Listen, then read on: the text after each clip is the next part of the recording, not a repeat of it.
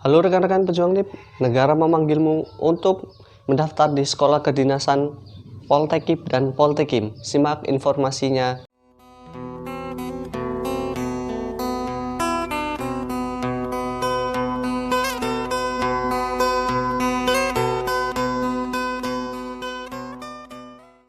Assalamualaikum warahmatullahi wabarakatuh. Kembali lagi di channel Sipir 17. Pada kesempatan ini, rekan-rekan saya akan membagikan informasi untuk apa saja.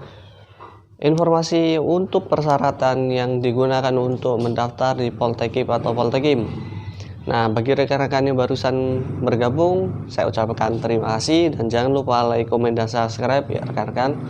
Dan jika rekan-rekan yang sudah bergabung, sudah menemani channel Sipir 17 dari awal, saya ucapkan juga terima kasih sudah menemani channel Sipir 17 hingga saat ini dan terus mendukung.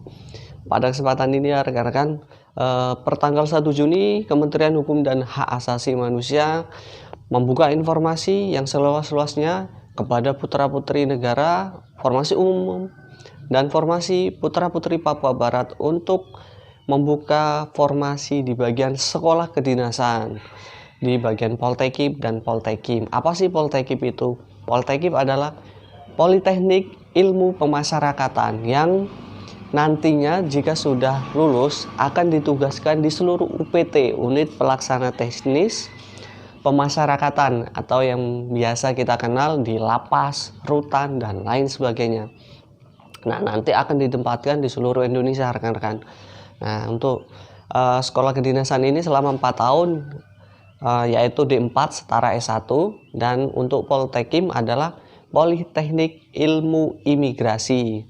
Nah, jadi sama juga untuk sekolah kedinasan ini selama 4 tahun setara dengan D4 atau diploma 4.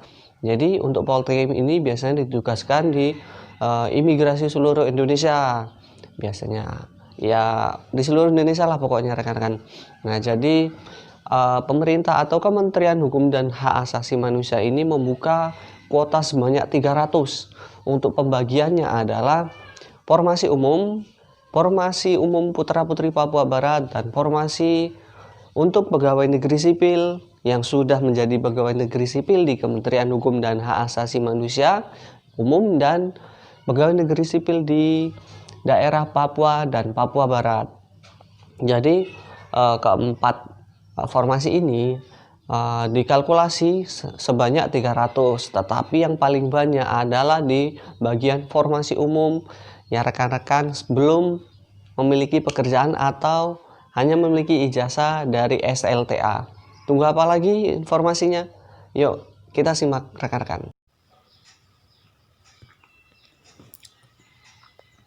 Berdasarkan pengumuman nomor Sek KP.02.04/438 tentang penerimaan calon taruna atau taruni sekolah kedinasan, Politeknik Ilmu Pemasyarakatan, Poltekip, dan Politeknik Imigrasi atau Poltekim, Kementerian Hukum dan Hak Asasi Manusia Republik Indonesia tahun anggaran 2020. Berdasarkan Surat Menteri Pendayagunaan Aparatur Negara dan Reformasi Birokrasi Nomor B-3/SM.SM.01.00/2020 tanggal 16 Maret 2020 tentang persetujuan prinsip tambahan kebutuhan CPNS dari siswa-siswi Poltekip atau Poltekim tahun 2020.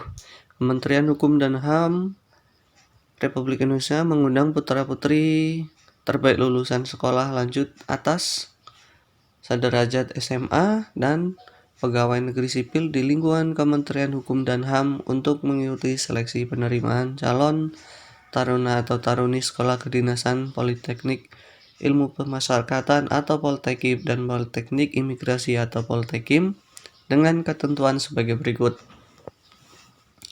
Jadi untuk penerimaan Poltekip dan Poltekim ini terbagi menjadi dua. Satu dari formasi umum. Formasi umum itu dibagi menjadi dua lagi. Formasi umum di seluruh daerah dan formasi umum yang berasal dari Papua Barat atau Papua. Jadi yang untuk formasi pegawai ini juga terbagi menjadi dua, formasi pegawai di seluruh Indonesia dan satunya formasi pegawai yang berasal dari Papua atau Papua Barat. Untuk kriteria formasi umum, merupakan pelamar lulusan SLTA sederajat. Yang kedua, untuk formasi putra-putri Papua atau Papua Barat, merupakan pelamar lulusan SLTA sederajat keturunan Papua Barat berdasarkan garis keturunan orang tua salah satu atau kedua orang tua. Dibuktikan dengan KTP Bapak Ibu kandung, akte kelahiran, dan surat keterangan lahir bersangkutan, dan diperkuat dengan surat keterangan dari kepala desa, lurah, kepala suku. Formasi pegawai merupakan pelamar yang telah diangkat sebagai pegawai negeri sipil, Kementerian Hukum dan HAM, dan memenuhi kualifikasi sebagaimana dalam pengumuman ini. Lanjut, untuk persyaratan, pertama, warga negara Indonesia, kedua, pria atau wanita, yang ketiga adalah pendidikan SLTA atau sederajat. Untuk usia, dengan ketentuan sebagai berikut. Untuk formasi umum dan formasi dari Papua, untuk formasi umum yang berasal dari putra-putri Papua atau Papua Barat, usia pelamar pada tanggal 1 Juni 2020 serendah-rendahnya 17 tahun dan tidak lebih dari 22 tahun 0 bulan dan 0 hari, dibuktikan dengan akta kelahiran atau surat keterangan lahir.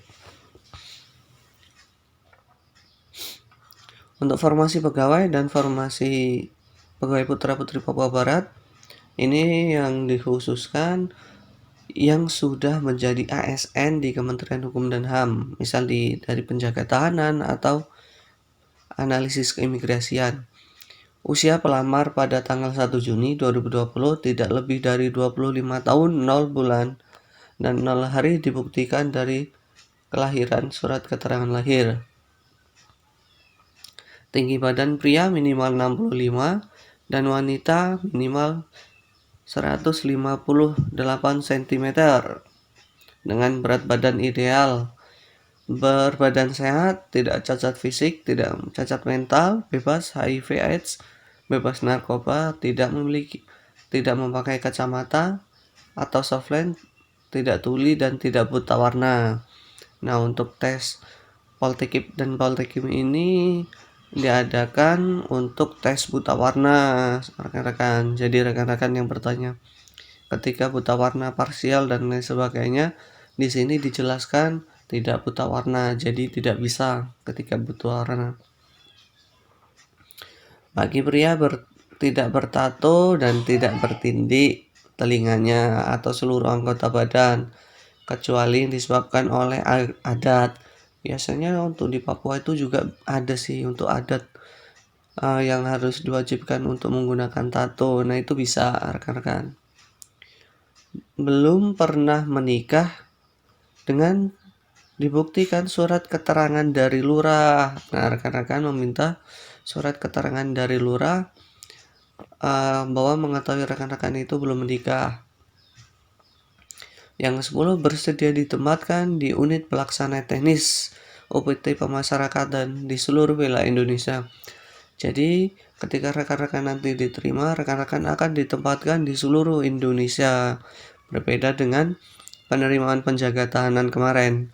Kalau kemarin itu hanya ditempatkan di UPT atau provinsi asal masing-masing. Jika untuk penerimaan dari Poltekkip ini akan ditempatkan di seluruh Indonesia berpindah-pindah nantinya. Yang 11, tidak pernah putus studi atau drop out dari Poltekkip dan Poltekkим atau sekolah kedinasan yang lainnya. Membuat dan mengisi formulir pernyataan surat keterangan lainnya setelah dinyatakan diterima.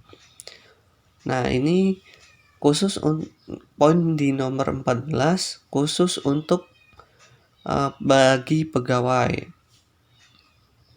Selain harus memenuhi persyaratan di atas 1 sampai dengan 13, juga memenuhi syarat mendapatkan persetujuan mengikuti pendidikan ikatan dinas dengan pangkat golongan ruang setinggi-tingginya, pengatur muda tingkat 1 atau 2B, dibuktikan dengan surat pengantar dari pejabat pimpinan tinggi, pimpinan unit eselon 1, atau kepala kantor wilayah.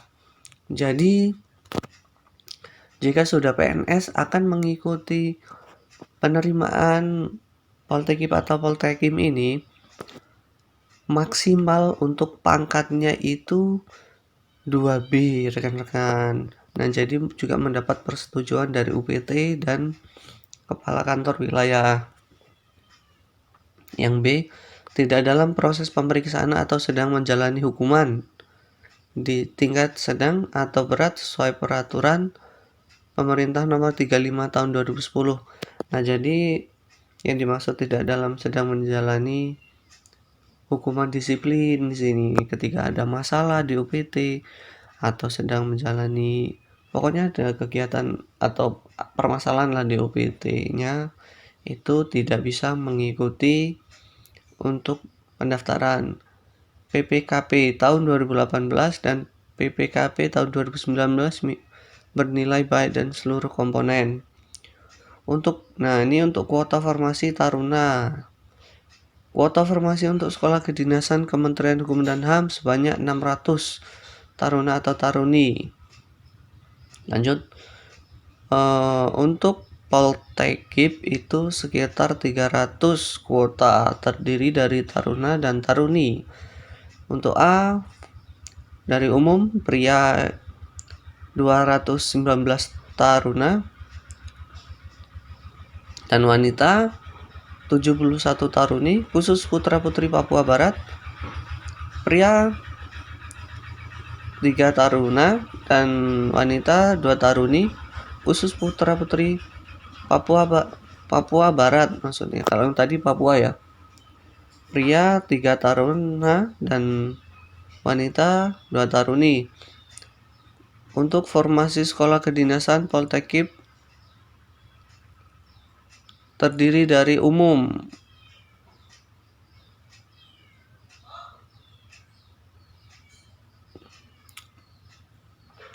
Nah, ini untuk pembagian lagi ya, terdiri dari umum. Untuk umum 219 taruna, untuk wanita 71. Khusus putra atau putri Papua, pria 3 taruna, 2 wanita, 2 taruni.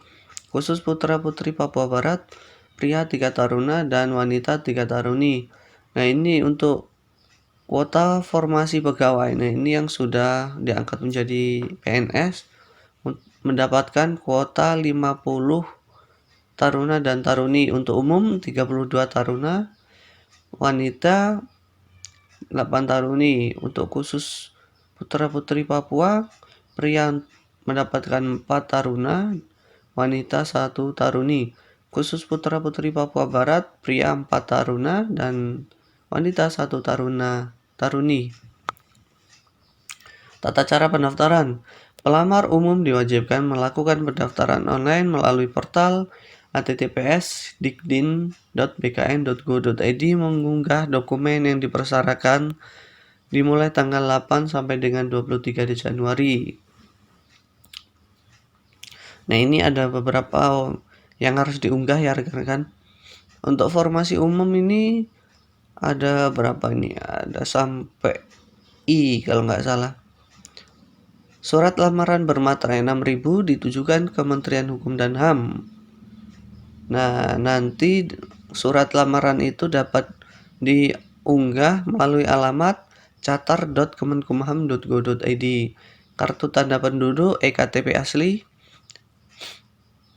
ijazah asli bagi lulusan luar negeri, bagi pelamar peserta lulusan SLTA tahun 2020, sebagai pengganti ijazah melampirkan surat keterangan lulus asli ditandatangani oleh kepala sekolah. Nah, ini ketika barusan lulus tahun ini bisa mensertakan, kan belum punya ijazah ya biasanya, atau yang sudah ada ya syukurlah. Biasanya bisa menggunakan SKL. Akte kelahiran, nah ini pakai akte nih. Surat keterangan belum pernah menikah dipakai. Surat pernyataan 6 poin yang bisa di-download di catar.kemenkumham.go.id. Pas foto latar belakang merah rekan-rekan untuk Poltekim dan warna biru untuk Poltekim. Biasanya untuk pakaiannya hitam putih aja lah, formal. Jangan aneh-aneh. Dokumen persyaratan yang diunggah dan di-scan. Nah, sama seperti penerimaan penjaga tahanan kemarin. Semua dokumen ini diunggah, di-scan dulu dan diunggah rekan-rekan di alamat yang sudah dituju. Sehubungan dengan kondisi pandemi COVID, persyaratan ini tidak perlu diunggah namun akan diminta pada saat pelaksanaan seleksi psikotes. Jadi tetap persiapkan persyaratan ini nanti ketika rekan-rekan lulus di tahap psikotes. Surat keterangan catatan kepolisian SKCK dari Polres rekan-rekan. Surat keterangan berbadan sehat. Ini dari rumah sakit, instansi. Nah, lanjut ya rekan-rekan, ini sama aja kurang lebih rekan-rekan persyaratannya. Untuk seleksi dengan sistem gugur. Jadi penerimaan ini menggunakan seleksi sistem gugur. Adapun yang pertama adalah seleksi administrasi, seleksi kompetensi dasar, lanjutnya seleksi kesehatan, kesemaptaan, tulis psikotes, wawancara pengamatan fisik dan keterampilan. Lain-lain. Nah, oke, di sini di jadwalnya, di sini tertulis jadwal untuk pendaftarannya pengumuman 1 Juni, pendaftaran online 8 sampai 23 Juni, pengumuman hasil administrasi unggah berkas 6 Juni, verifikasi dokumen 13 sampai 17 Juli tahun 2020, pengumuman jadwal SKD 20 Juli dan sampai November tahun 2020. Jadi untuk semua tesnya dikhususkan atau difokuskan pada tahun 2020 ini. Oke, itu saja informasinya rekan-rekan. Oh ya, nanti saya sertakan linknya untuk rekan-rekan bisa melihat secara detail untuk informasi pengumuman ini. Oke rekan-rekan, selamat mencoba. Oke rekan-rekan, itu saja yang dapat saya sampaikan. Apabila ada kritik, saran, dan komentar, jangan lupa like, komen, dan subscribe ya. Komen sebanyak-banyaknya di kolom komentar. Komentar dengan bijak, komentar dengan bermanfaat agar teman-teman itu bisa membaca dan saling membagi informasi apa saja yang kurang. Oke rekan-rekan, terima kasih. Wassalamualaikum warahmatullahi wabarakatuh. Pemasarakatan kami pasti, Lampung Say pasti kece.